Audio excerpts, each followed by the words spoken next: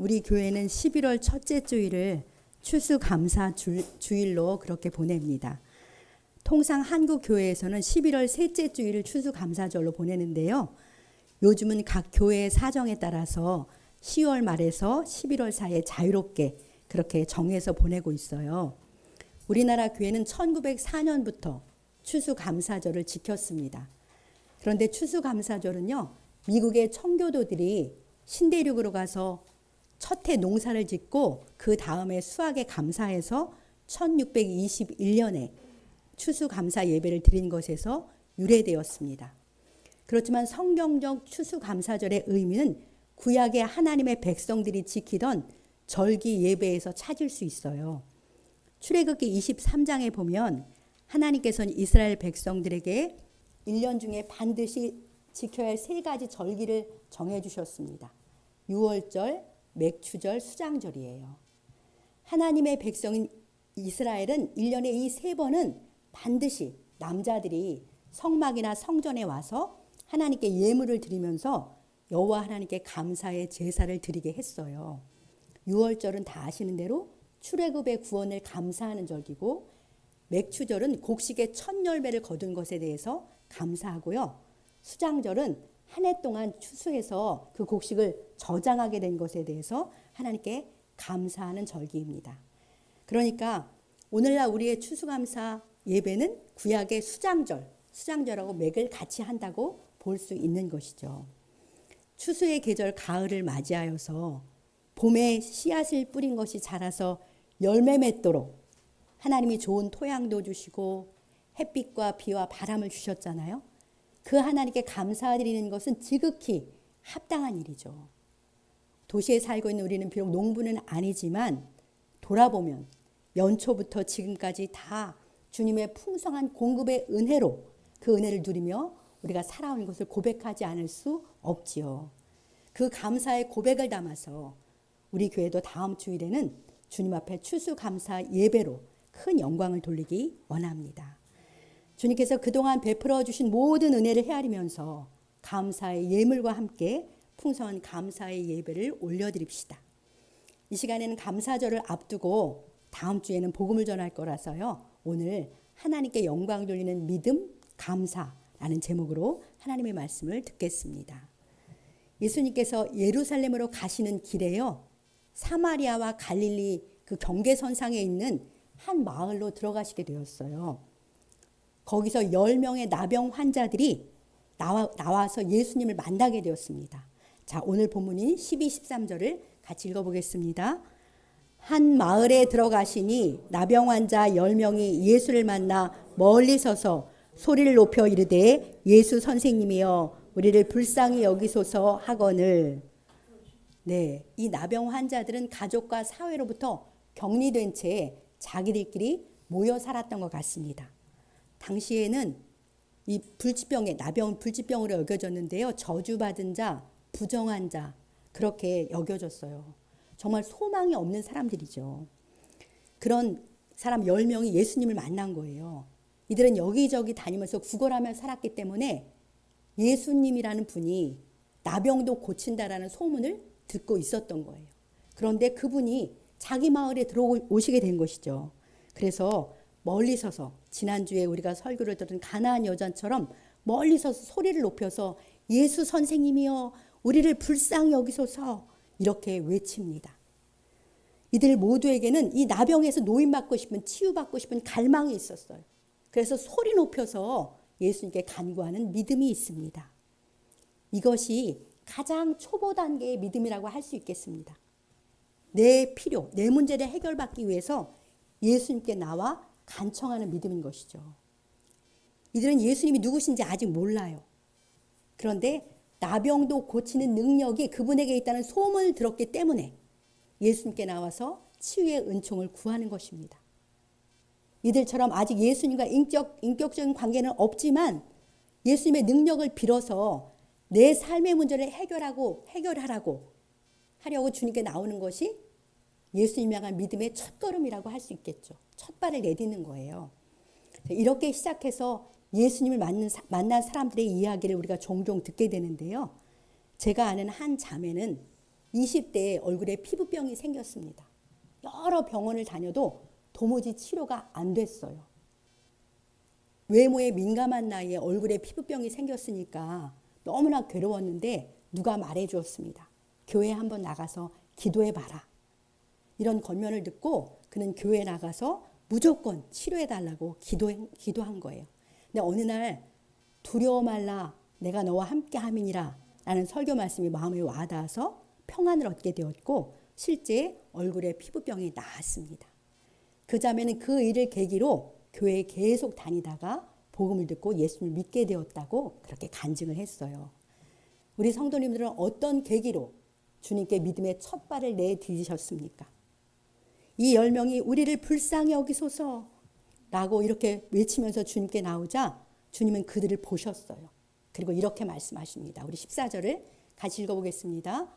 보시고 이르시되 가서 제자들에게 하셨으니 그들이 가다가 깨끗함을 받은지라. 네, 예수님은 먼저 그들의 상태를 보셨어요. 그리고는 제사장들에게 가서 너희 몸을 보이라 이렇게 말씀하십니다. 구약의 레위기 율법에서는 나병 환자가요, 나병이 나았을 경우에 깨끗이 나았다는 것을 검증받기 위해서는 반드시 제사장에 가서 몸을 보여야 했어요. 제사장이 보고 그 환처가 깨끗이 나았다, 정결하다 이렇게 선언해 주어야만 다시 가족과 마을로 돌아갈 수 있었거든요. 그러니까 제사장들에게 가서 몸을 보이려면 먼저 무슨 일이 일어나야 됩니까? 몸이 나아야, 깨끗이 나아야 갈 수 있는 거예요. 그런데 이 10명의 나병 환자들은 아직 병이 낫지 않았어요. 안 왔는데 아직 나병이 그대로인데 예수님은 가서 제사장들에게 너희 몸을 보이라 그렇게 말씀하시는 거죠. 경우에 맞지 않는 말씀이잖아요. 망설이게 하는 주님의 말씀입니다. 그럼에도 불구하고 이 10명은요. 그냥 예수님 말씀에 순종해서 제사장들에게 갑니다. 그냥 믿고 가는 거예요. 근데 놀라운 일이 일어납니다. 그들이 가다가 예수님 말씀에 순종해서 가다가 가는 길에 깨끗함을 받게 되었어요. 주님의 말씀을 그냥 믿고 갔는데 가는 길에서 깨끗함을 받은 것이죠. 분명 눈으로 보기에는 전혀 나병이 낫지 않았기 때문에 제사장에게 갈 때가 아니잖아요. 이 몸으로 제사장에게 가봤자 쫓겨날 텐데요. 가봐야 아무 소용없을 텐데요. 이렇게 말하면서 예수님 말씀을 듣지 않고 제사장들에게 안 갈 것 같은데 이들은 단순하게 주님의 말씀을 믿고 간 거예요. 그랬더니 가다가 그들의 몸이 깨끗함을 받게 되었습니다. 할렐루야. 네, 이것이 믿음의 2단계라고 할 수 있습니다. 눈에 보이는 것이나 자기 생각을 내세우지 않고 단순히 주님이 말씀하시는 대로 그냥 순종하며 가는 거예요. 주님의 말씀을 믿고 가는 것입니다. 그러면 그 가는 중에 주님의 은혜와 능력을 경험하게 되는 것이죠. 단순히 주님의 말씀대로 순종하는 이 믿음이야말로 우리 주님의 은혜를, 그 능력을 맛보게 하는 열쇠입니다. 성경에는 주님의 말씀을 단순히 믿고 가다가 주님의 은혜와 능력을 경험한 이야기가 참 많아요. 나병 환자인 나아만도 생각나죠? 그런데 요한복음 4장에 보면 예수님이 갈릴리 가나라는 마을에 두 번째 가셨는데 거기 왕의 신하가 자기 아들이 병들어가지고 예수님께 나와서 고쳐달라고 해요. 그는 예수님이요 자기 아들이 있는 곳으로 직접 내려오셔서 고쳐달라고 요청하죠. 그럴 때 예수님이 뭐라고 말씀하셨는지 아세요? 자, 요한복음 4장 48절 그 왕의 신하에게 뭐라고 말씀하시는지 한번 같이 읽어보겠습니다. 예수께서 이르시되 너희는 표적과 기사를 보지 못하면 도무지 믿지 아니하리라. 그렇죠. 우리는 내 눈으로 보지 못하면 도무지 믿지 않는다는 거예요. 우리는 내 눈으로 확인이 돼야 믿겠다고 하는데 눈으로 보는 것은 믿음이 아니에요. 그건 확인일 뿐이죠. 보지 못하지만 느끼지 못하지만 주님이 말씀하신 대로 될 것을 신뢰하는 것이 믿음입니다. 주님이 이렇게 말씀하셔도 이 왕의 신하 있잖아요. 왕의 신하는 주님 내 아이가 죽기 전에 빨리 내려오세요 라고 하면서 빨리 내려와 달라고 계속 재차 간구해요. 그때 예수님이 그 왕의 신하의 아들은 멀리 떨어져 있잖아요. 근데 가라, 내 아들이 살아있다, 이렇게 말씀하세요. 그러자 그 사람이 그 주님의 말씀을 믿고 갑니다. 아직 저 아들이 나은 거 안 보이는데 믿고 가는 거예요. 그가 말씀을 믿고 가는 길에 아이가 살아있다는 기쁜 소식을 듣게 됩니다. 믿고 가는 그에게 주님의 표적이 나타난 것이죠.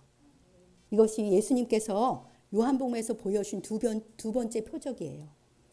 그때나 지금이나 주님의 은혜와 능력을 경험하는 열쇠는 주님의 말씀을 믿고 가는 거예요.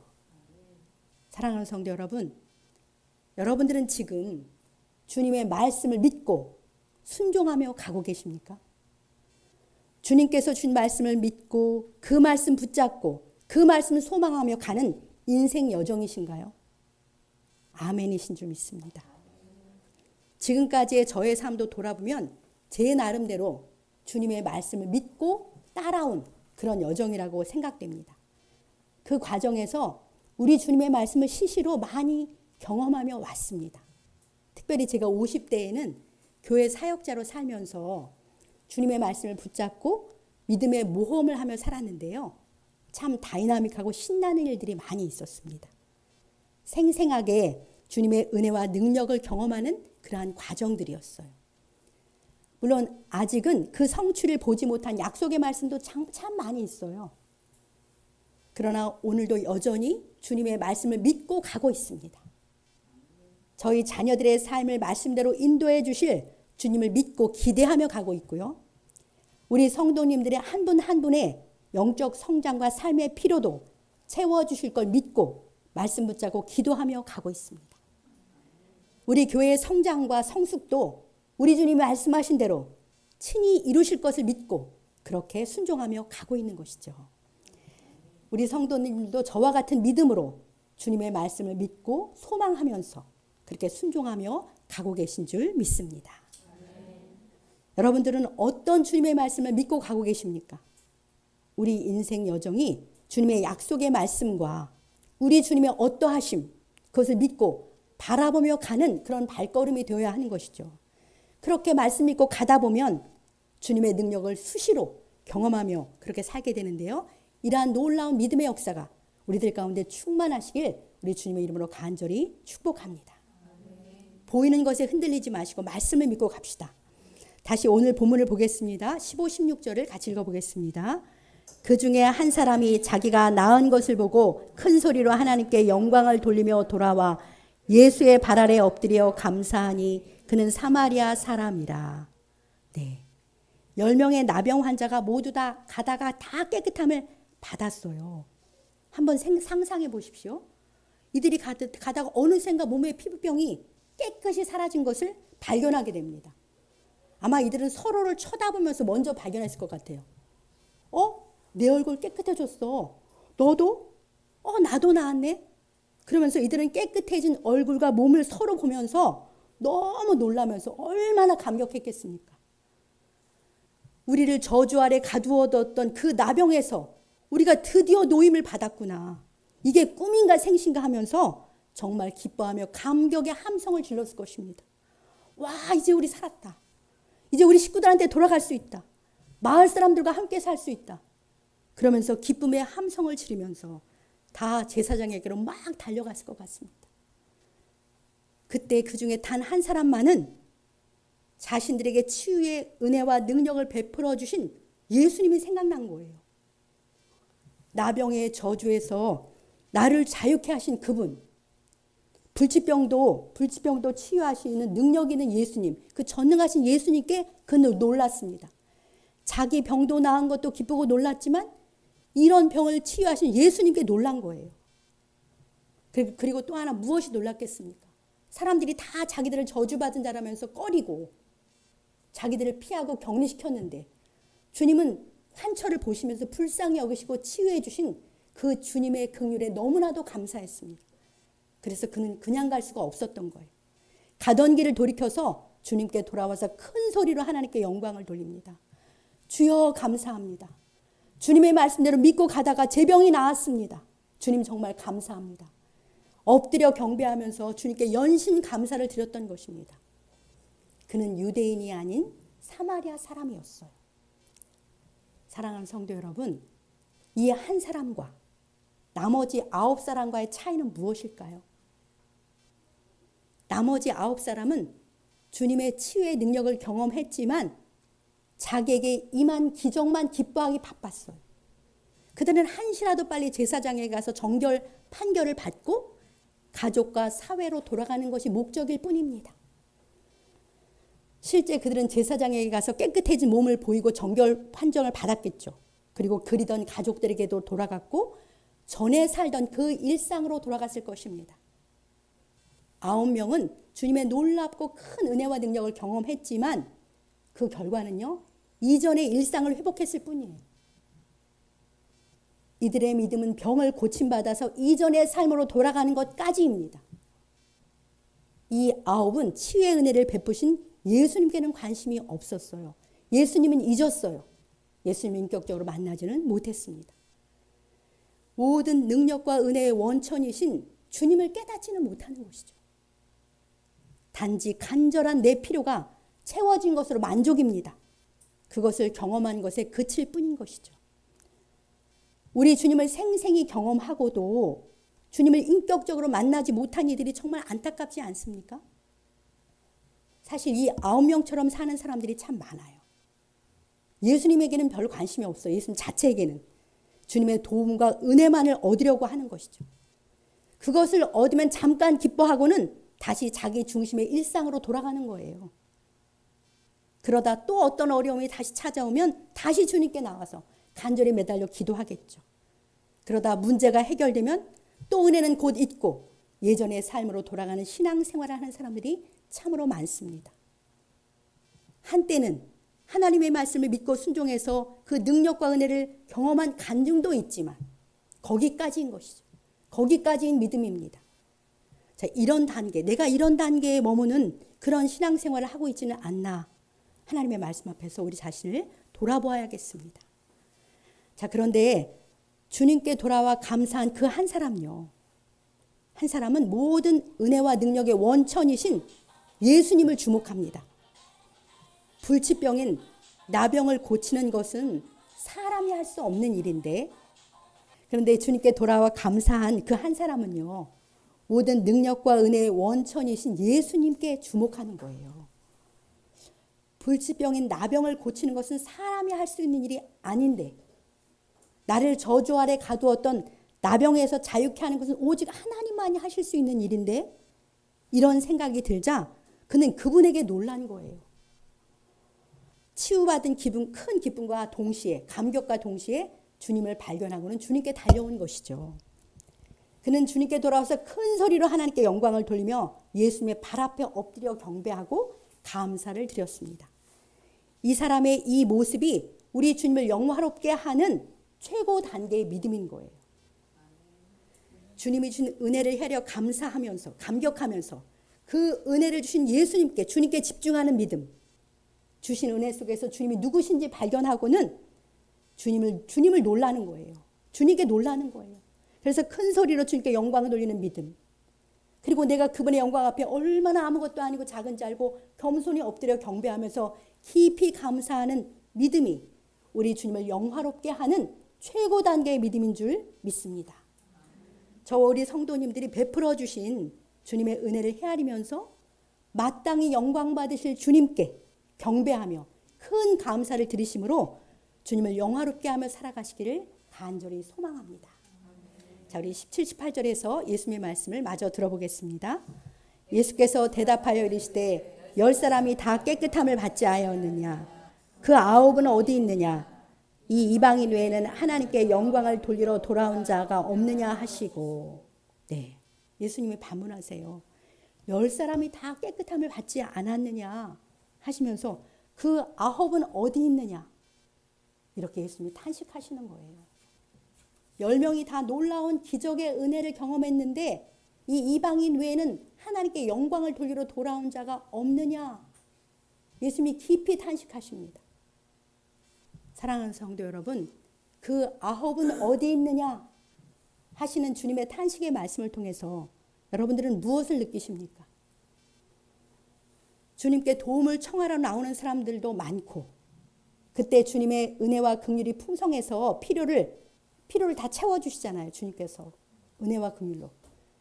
그 후에 베풀어진 은혜를 깨닫고 그 주님을 발견하는 사람, 주님께 영광 돌리고 진실로 감사하는 사람은 참 적구나 라는 걸 느끼지 않으세요? 10%잖아요.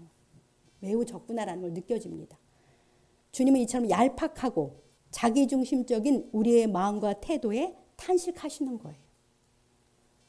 주님의 은혜로 간절했던 내 삶의 필요가 채워지자 기뻐하고는 곧 주님은 잊어버리는 거예요. 곧 잊어버리고 다시 이전의 자기중심의 일상으로 돌아가는 사람들로 인해서 예수님이 늘 개탄하시는 것입니다. 마치 철없는 어린애 같지 않아요? 아빠가 들고 온 선물만 기뻐하고 아빠에게는 관심이 없는 그런 모습 같잖아요. 철없는 어린애는 귀엽기라도 하지만 예수님 이용해서 내 필요만 채워지면 그만인 우리의 이기심이 주님 앞에 정말 부끄럽고 안타깝지 않습니까? 자, 그럼 돌아와 주님께 경배하며 감사하며 큰 영광을 돌린 그 사람에게는 어떤 놀라운 은혜가 임했는지 우리 19절 말씀을 같이 읽어보겠습니다. 그에게 이르시되 일어나 가라 내 믿음이 너를 구원하였느니라 하시더라. 아멘. 주님은 경배하며 감사하는 그에게 이제 일어나서 가라. 내가 누구인지 깨닫고 믿는 너의 믿음이 너를 구원했다. 이렇게 말씀하십니다. 그에게 영원한 구원이 임한 것이죠.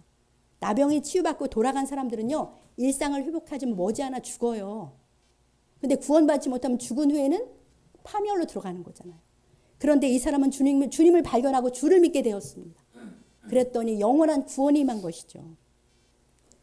그가 왜 예수님께 돌아와서 엎드려 경배하며 감사드리며 큰 소리로 하나님께 영광을 돌렸지요?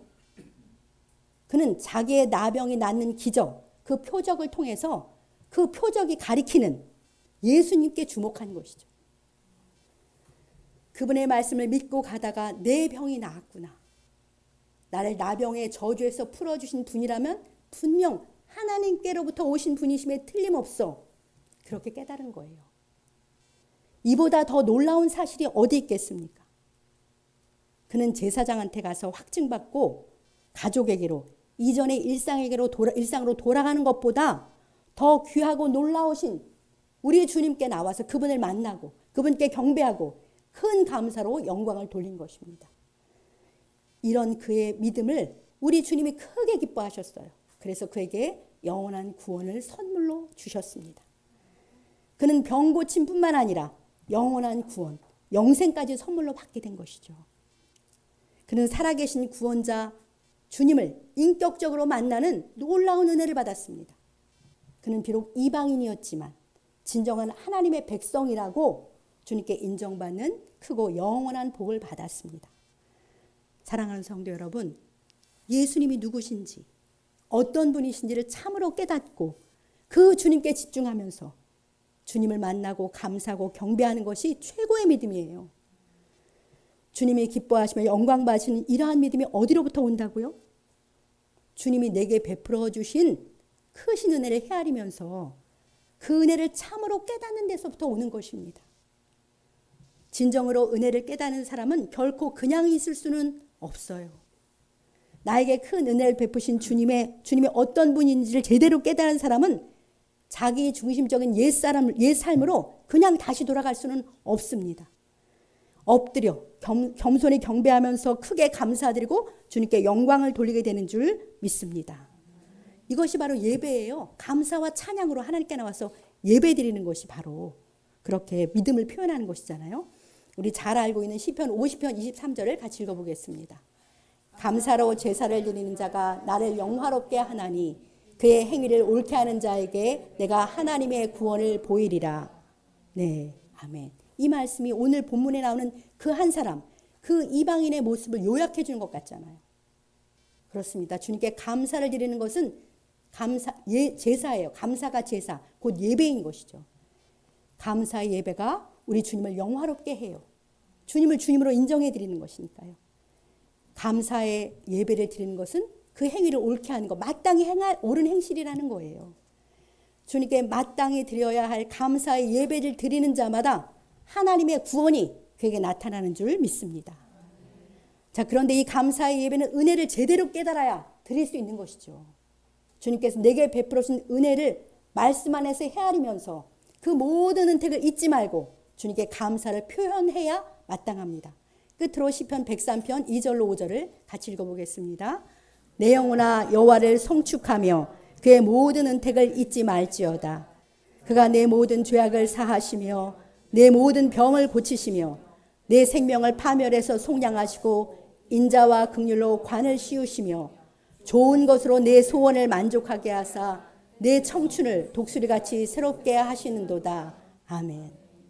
얼마나 놀라운 말씀이에요. 우리도 이 시편 기자처럼 내 영혼에게 선포합시다. 내 영혼아 여호와를 송축하라. 그분의 모든 은택을 잊지 말지어다. 그렇게 스스로에게 선포하시면서 베풀어 주신 모든 은혜를 헤아려 봅시다. 그 은혜를 헤아려 깨닫고 그 은택을 잊지 말고 감사를 표현하며 살아야겠습니다. 이 말씀에서 주님이 우리에게 베풀어 주신 가장 크고 으뜸이 되는 은혜가 무엇입니까? 내 모든 죄악을 사하신 거예요.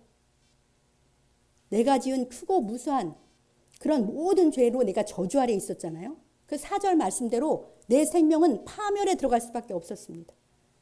그 파멸에서 죄로 말미암은 파멸에서 주님의 흘려주신 보혈로 속량받았기 때문에 그것이 최고의 은혜인 것입니다. 무엇으로 내 생명값을 지불하겠습니까? 내 목숨값은요 천하보다 귀해서 얼마나 많은 돈으로도 도저히 지불할 수가 없어요. 거룩하신 예수님의 피값, 생명의 값으로만, 그분의 생명값으로만 내 생명값이 지불된 것입니다.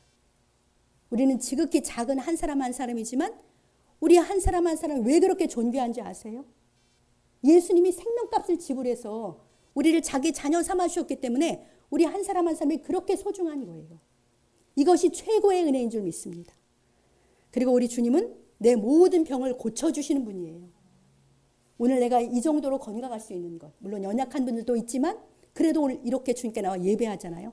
다 주님의 능력이고 은혜인 줄 믿습니다. 우리 주님은 항상 인자와 긍휼로 우리에게 관을 씌워주세요. 내가 받고 있는 모든 것들은 다 주님의 인자와 긍휼 가운데 내게 베풀어 주신 은혜인 것이죠. 또 여기 청년들이 많이 있는데요. 5절 말씀, 제가 청년 때부터 좋아했던 말씀입니다. 좋은 것으로 내 소원을 만족하게 하사 내 청춘을 독수리같이 새롭게 하시는도다. 하나님은 우리 청춘을 좋은 것으로 우리 소원을 만족해 해주세요. 좋은 것은 일단 청춘이 좋은 거죠. 젊음이 좋은 거잖아요. 아름다운 꿈이 있습니다. 그래서 독수리처럼 날아오를 수 있어요. 날마다 새롭게 될 수 있는데 이 모든 것은 주님의 진리와 사랑 안에서 이루어지는 것이죠. 여러분들이 예수님께서 우리 주님이 좋은 것으로 거룩하고 아름다운 것으로 내 소원을, 이 젊음의 소원을 만족해 하셔서 내 청춘이 독수리같이 올라가게 하신다는 것을 믿고 경험하면서 날마다 감사하며 살아가시길 축복합니다. 오늘 시편 기자처럼, 오늘 본문의 이 이방인처럼 주님께서 내게 베풀어 주신 모든 은택을 헤아리면서 깨닫고 큰 감사로 우리 주님께 영광을 돌리며 살아가시기 바랍니다. 감사는 표현되는 거예요. 엎드려 경배하며 예배드림으로 표현해야 하고요. 그리고 마음의 감사는 입술로 표현하고요. 또 예물 드림으로 표현하시기 바랍니다. 또 순종으로 표현하게 되는 줄 믿습니다. 추수감사절을 맞아 주님께 감사를 표현하심으로 우리 주님을 영화롭게 하는 그러한 믿음으로 살아가시길 주님의 이름으로 간절히 축복합니다.